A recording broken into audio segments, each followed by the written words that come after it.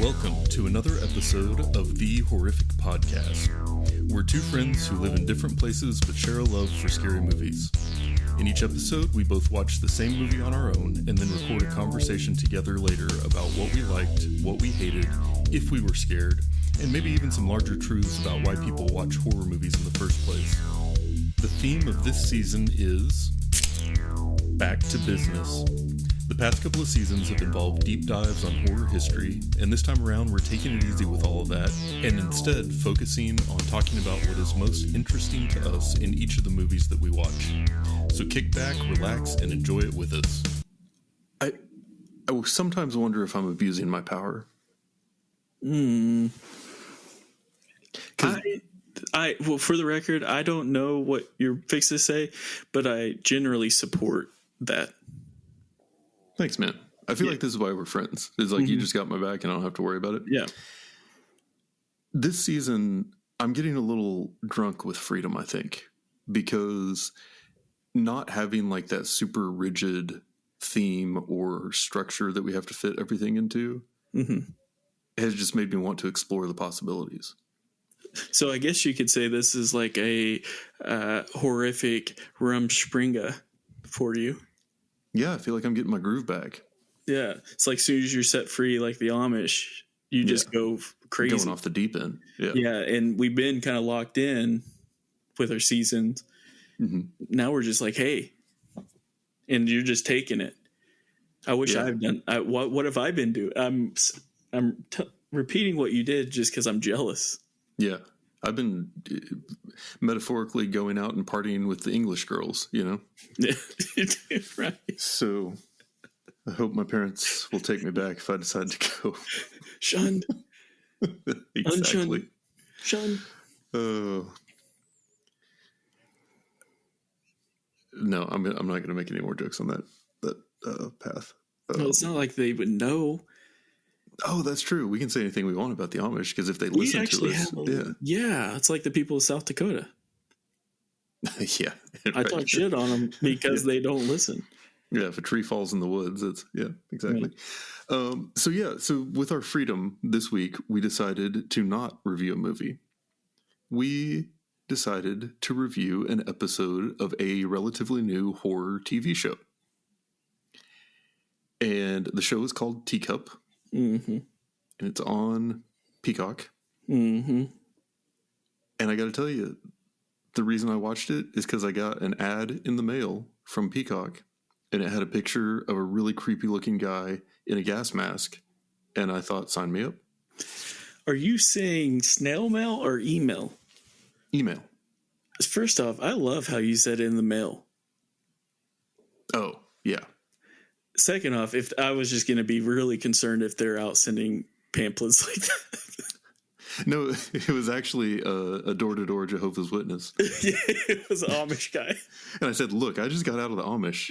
I'm not joining your crew. I got enough of my problems here. Yeah. But I had not heard anyone talk about this. I hadn't seen anything else about it, and that kind of reminded me of a few weeks ago when we were talking about and by a few weeks ago I mean at the end of last season, we were talking about how there were movies that didn't necessarily end up on our radar, but there's kind of this trend where now you have horror movies that are being made, and then the streaming services are buying the distribution rights, and then they're only available on that streaming service. So the streaming services are only advertising them to the people that have it.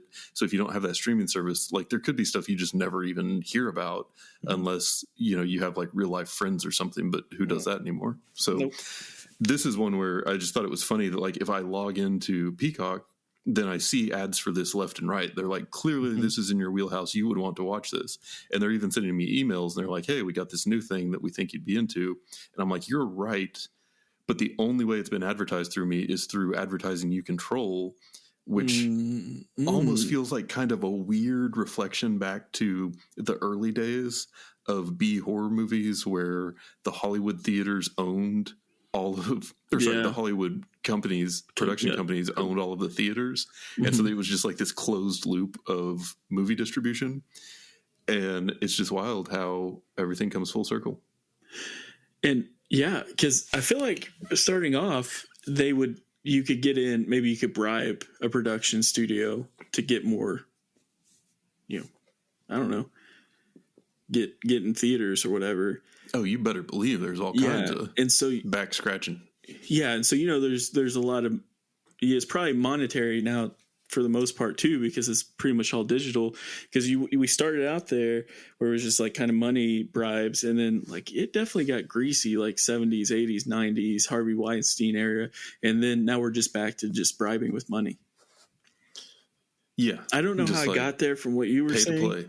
But it was just like I guarantee you that it's just how much money you put into it. And if they were that dialed in, then I think that they would actually be sending you mail with smaller TV shows and movie recommendations that, like back when Spotify recommendations were good. Won't go there, but I hadn't heard anything about this until you mentioned it. And but with you being a little more free-spirited this season, which yet again, I support. I'm the perfect follower for a dictator. I support everything. I was really kind of happy you did when I started watching it. Initially, I was like, I don't know if I got the heart for this. I don't know if I got the heart for a horror series. And what I mean by heart is time. Things have been nuts lately, so it's like, oh man, I don't, but it also makes sense because I'm so busy. You could just watch a 30-minute episode, but I'm definitely glad you recommended it. And I feel like every time there's like a newer horror TV series that comes on, I first off rarely know about it, probably because I generally just watch Westerns now. And then second, I generally always like them. Not in this case. I knew you were setting me up. No, just kidding. Yeah. No, it's cool. Wait, so you first heard this just from the marketing? Yeah, just from them advertising it straight to me, which is crazy. That's pretty dope. Yeah, I mean they've got it dialed in, like you said. The when recommendations are good, it's great. It's when they start abusing them that things get a little out of hand, handsy. Yeah, but I obviously went into this with no idea at all what to expect, and I feel like you and I probably both approach horror media the same way at this point, where the first thing we start thinking is, what am I getting into? What subgenre is this? What budget does this thing have? And so I was pleased with this one when it started off, and there was just that super creepy scene of the woman in the woods trying to like get out of the zip tie cuffs and kept like saying murder maker, and there was no real rhyme or reason to what was happening, and it didn't give you any answers at all. It was just like the super creepy, mysterious opening scene. And I'm like, okay, well, clearly these people have watched a lot of horror movies. They understand that's how you start things off before you get into the drama and character development. So points for Gryffindor. Yeah. Perfect setting as far as like atmosphere goes too, kind of dark, woodsy area. You got something crazy going on because it starts off with you look at her from behind as she's trying it. I thought she was killing something initially, but turns out it was the hand ties. But it was just I thought the atmosphere really worked there. And then like she was kind of like hearing stuff, I feel like. And since it's literally 30 seconds into the series, you don't even know what's going on, and you're just like, oh man, I hope this takes us somewhere decent. But yeah, it was definitely a standard setup for it. A little bit of a standard setup, maybe. Yeah, it was definitely kind of a dark show. Like a lot of the first episode, at least, was kind of inside at night, and it almost looked foggy, I guess, just because of the way that like the soft lights were there and stuff. But it was a little bit hard to see, which made it even a little scarier. And then with all like the flashing lights and the staticky radio and the animals being spooked in the barn and stuff, like it was really leaning into kind of that like suspense more so than it was letting you know what to expect. Yeah, I thought that. So it's funny that you say that because I actually forgot that I changed my TV settings when I watched this episode, which that's funny. For the listener, it's been a minute since we've been able to record because I've been dealing with family stuff. And so I literally forgot that I changed it because it was super dark and all that. And I never set it back. So it's just had these different higher highlighted brightness. The brightness has been up this whole time. And I legit just realized that with what you're saying. But anyway, yeah, insanely dark. And honestly, that was a kind of a gripe of mine. Now, I guess, if I'm trying to adjust my TV settings to just to make see it what's light going on. and brighter. Yeah. But it could definitely come in hand for sure. But I just felt like it's like some of the scenes was just a little too dark. I'm not going to argue with you on that. I do think that it, for the most part, that kind of contributed to the setting and the feeling it was going for. I just feel like it went a little too far because you couldn't see what the hell was going on. But yeah. But there were, I don't know, it seemed like they used natural light a lot too, which I thought was kind of cool. I could be making, it could have been artificial too, but it just seemed like it was a lot more natural light, which I like. It was just need a little bit more brightness to it. That's all. Yeah. Sorry to cut you off. No worries. And I had said that I guess this was relying a lot on like creating the feeling more so than setting up the suspense with the plot. And I guess that's the thing that you can do differently with a TV show than you can do with a movie is the TV show doesn't have to answer all the questions because that's almost just like building anticipation for future episodes. Whereas like with a movie, you expect some amount of tying up the story as it goes along, or like you can reasonably expect that you're going to get more information about the thing. And so this one I thought was a really intriguing first episode because it had a lot of things that I wanted to know more about, but it also was a little bit confusing at times because it's just like, I don't know if this is relevant or not. You know, like, is it being confusing just to be creepy or is it actually leading towards something? And so, like, the way that woman in the woods kept mumbling murder maker, and then there's a scene where she's, like, leaning over the kid, and then she, like, groans at him, and there's that iridescent rainbow thing going across both their eyes. Yeah. And I'm just like, I don't even know what to make of any of that. Yeah. But it's creepy. And so, just from I want to sit down at night because it gets dark at like 5 o'clock now and watch something that's going to make me feel a little bit unsettled. I thought this one did a pretty good job, but I also don't really have a lot of explanation for most of what I saw. Yeah, I actually right on the same page with you. In fact, wrote that down was the scene because did you go further or did you just do this one episode? So I only took notes for this episode, but then a few days later when we decided not to record, I was like, well, I guess I'll just go ahead and watch some more. And then I watched all of it. Oh, gotcha. Okay. Well, I only did the first episode. Yeah, I'm not going to spoil anything for you. So yeah, but I had that thought throughout, like, oh, we only have 30 minutes for this to answer some questions that I didn't know if it could in time. And first off, it made me realize how spoiled I am because that's how it used to be with our TV, where you had to wait until a week before you could watch. But anyways, as far as trying to take notes and everything for it, it was a little strange trying to, because I'm like, well, why does it do this? And it might be a question I bring up in the podcast to ask you because I don't know the answer. But then I would just not write them down when I was watching this because it's like, how would he know? He's only watched the one episode. He stayed loyal. Which now I wish I had, but yeah, I thought all in all, as far as this first episode goes, you could definitely tell it's it's a standard like first few episodes of a new series where it's trying to like develop and it's might be a little confusing because they might also still be figuring it out themselves, like when they're writing. I'm sure, but anyways, you could kind of tell that was so that was technically the case, but it was the first episode. We're only talking about think about the bubble.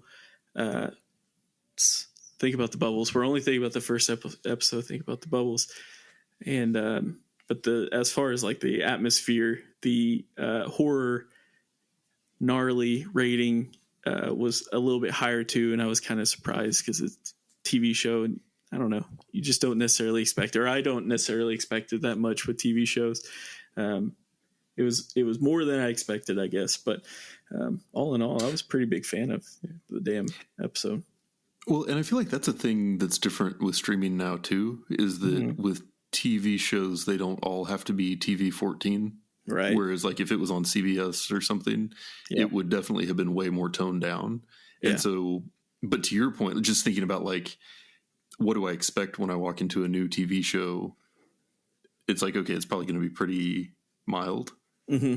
But this one wasn't afraid to go hard once in a while. So no, I mean, even, you know, like you said with the first scene itself, like it starts out pretty hot, but it's funny because I legit, it's funny because for me, I see TV shows as like, you just don't expect that much, you know, whatever, gore or nudity or cussing or, you know, whatever, profanity. So I still hold on to that, but I am very much so like, if I want to start a new series, let's build up a couple episodes first, because I don't want to just watch and stop at the first. Yeah. You know, but what can you do? Yeah. And I think this one definitely was set up to make you want to watch the next one immediately.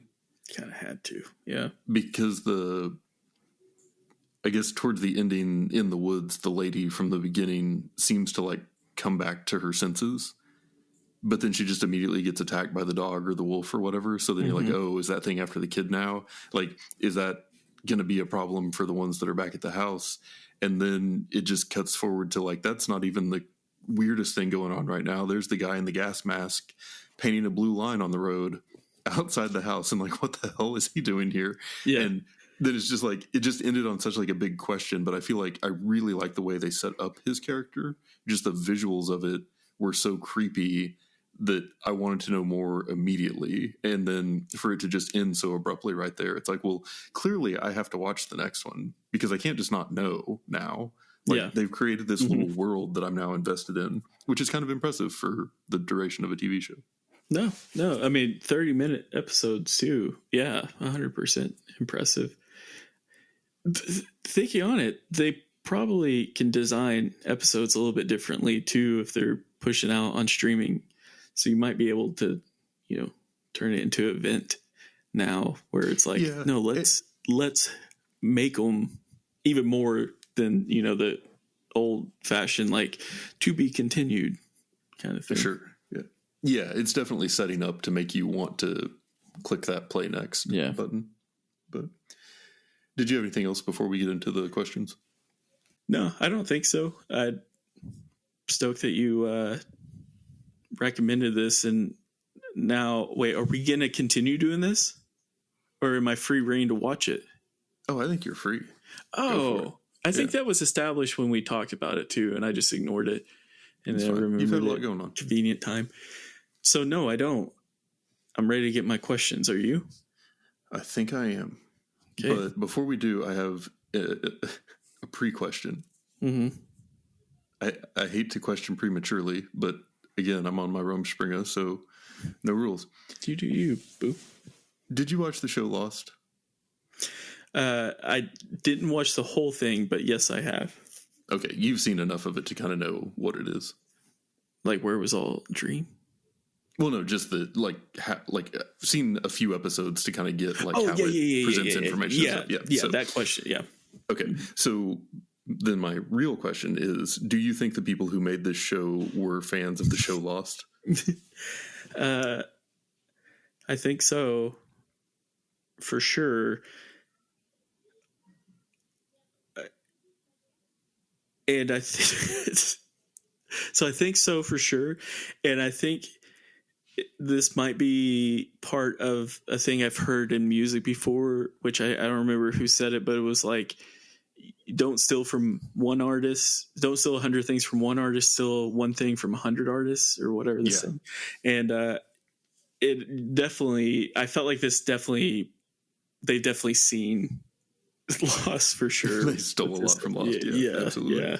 Yeah. I mean, just everything about like the storytelling, even kind of the way they developed some of the characters, it felt very, very reminiscent to me. And I think it's maybe I would see it as kind of like formula almost. There's a formula to certain shows, and that's why it wasn't. Yep, for sure. And I felt like too the main thing, or I guess kind of my main gripe with Lost, was the whole time it felt like they were just introducing new questions and then never coming back to answer them. Yeah. And I feel like this one, like the whole episode was just like I had, as many scenes as there were a question about it. And so one of the reasons that I was like, well, I just need to plow through the rest of this was because I wanted to see if it actually came back to answer any of them. So now that you have insight, did it what percentage would you say answered? More than I expected. Nice. That's his that's a good percent. Yeah. All right. What did you think of the pacing of this episode? And the reason why I wanted to ask this is because when I was looking up about the show, I saw a lot of people complain about the pacing, but I don't know. Like we were talking about it, I thought it was kind of set up. So I was curious about if you had any strong feelings about that. Do you know, like, was that complaint specifically about the first episode or just the show on the whole? I interpreted it as like the first half of the season. Okay, gotcha. Yeah, I didn't mind it too much. I thought that, for a 30-minute episode, they actually packed a lot in and covered a lot of ground with it. I can see where thinking about the series on the whole, or the season on the whole, you might be able to point to more parts where that would be true. But I didn't feel like that at all in the first episode. I mean, like I said, as soon as I finished it, I was excited to watch more. Okay. Yeah, that makes sense because I was reading that and it definitely it makes sense that it was about the season because I didn't necessarily have that feeling either, but it was also like it's 30 minutes. I know I have a low attention span, but it's like you don't have to stand around too long. For that makes sense. TikTok children. Yeah. So next question for you. What subgenre of horror would you call this? And are like the classifications different for TV shows or how does that work? Yeah, I was kind of thinking, so recently started watching a TV show. I've been working remotely and helping my mom, and she's been watching a show called Ghosts. I guess it's a remake from a British show, and it's a comedy, and the house looks exactly like the house in Haunting of Hill House. And I don't know if it's the same set or anything like that. And it's definitely had me thinking about horror TV shows. And I don't know is the honest. I mean, obviously the subgenres of like, you have Walking Dead, which is the Walking Dead zombies, So technically, I don't know if it's as micro. I think you might have a little bit more freedom to kind of all of a sudden introduce like werewolves or vampires or whatever with TV shows. So it might be harder to have subgenres. Mm-hmm. I would say that this is, and I wrote it down.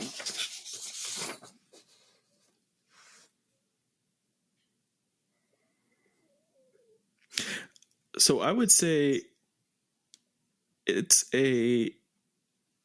basing off the first episode, it's a psychological, supernatural mystery horror. That really narrows it down. Psychological, supernatural mystery horror. Yeah, it does narrow it down. So the supernatural, is that just you assuming that there must be something bigger going on? That's why I was kind of laughing when I said it. Yeah, because I didn't know. Yeah, I think that I kind of ran into the same thing where it's just like I don't know enough about what's going on. Yeah, but it feels like very much psychological and suspenseful. But beyond that, it's kind of hard to tell because there was like a little bit of gore, but not like crazy over the top. It definitely wasn't like a slasher or anything. So yeah. I got a question for you. What was the best thing about this episode? Honestly, I think for me, it was the reveal of the guy in the gas mask. I love a good reveal. And I feel like the whole episode, since he was in all the advertising, that's kind of what it was leading up to. So when at the end, all of a sudden you see him on set and he's doing something that you don't understand, and then you just get no answers and it cuts off. It was just like, okay, I'm in. Yeah. Yeah. That's great. It works out. I think that's like I think if you like, I don't know anything about marketing, but that's what you'd want, right? Yeah. Yeah. They nailed it. We should write a letter. We should write a mail. We should go door to door with it. Did you? I'm just curious. What was your answer on that one? I didn't have one. I asked the only question I didn't have an answer to. Okay, well, fair. Wait, sorry to put you on the spot like that. I apologize.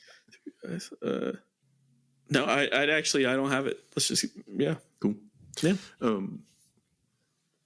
Cool. Yeah. So my last question was just, I think you've already answered it, but would you watch another episode of this just based on the first one? Well, especially now that I know that it wouldn't be breaking the rules. Yeah. My bad.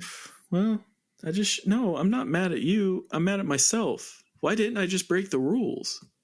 I mean, it's so unlike you to follow them. I know. That's what is wrong with me. I feel like I'm getting old, man. Yeah. Well, the good news is next week we'll be back with just a right down the middle horrific type movie review. So everybody will be back on track. I'm so glad you didn't ask me what other shows I'd compare this one to, because now the subgenre question, this episode's over with. I'm off my game today, Daniel. It's okay. I still like you.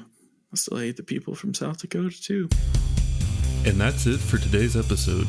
If you've listened this far, then thank you, and we hope you've enjoyed it.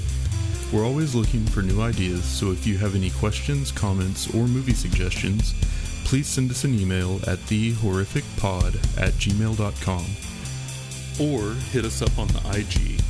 That's what the kids call Instagram. Just search for The Horrific Podcast. Thanks for listening.